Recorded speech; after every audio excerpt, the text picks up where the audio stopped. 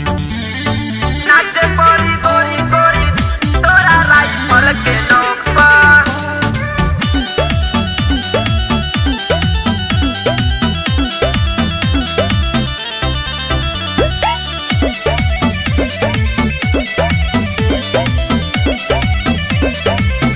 कि धाए धाए गोली चली देवरिया के चौक पर। देवरिया के चौक पर हो, देवरिया के चौक पर। धाए धाए गोली चली रुदलपुर के चौक पर।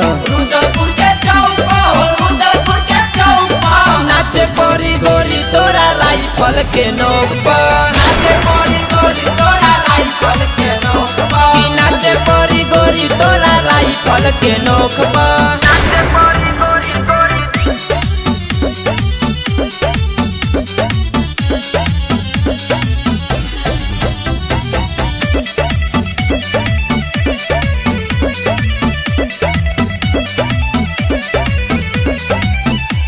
बैठी नजरिया नामी लावत दूर से नाच देखे आइल बाड़े लइका गोरखपुर से।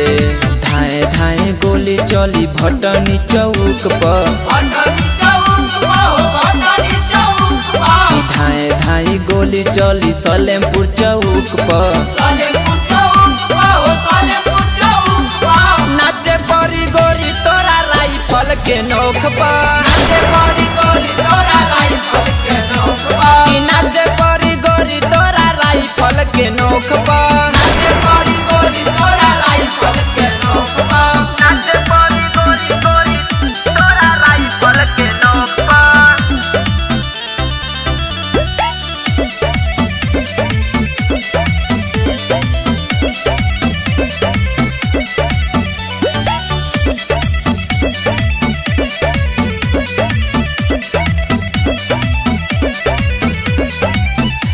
नाचय जान तुहा टाई के दुपट्टा भीरी में आइल नइखो बान्हल बसाटा। धाए धाए गोली चली कुशीनगर के चौक पर। कुशीनगर के चौक पर हो, कुशीनगर के चौक पर। धाए धाए गोली चली गोरखपुर के चौक पर।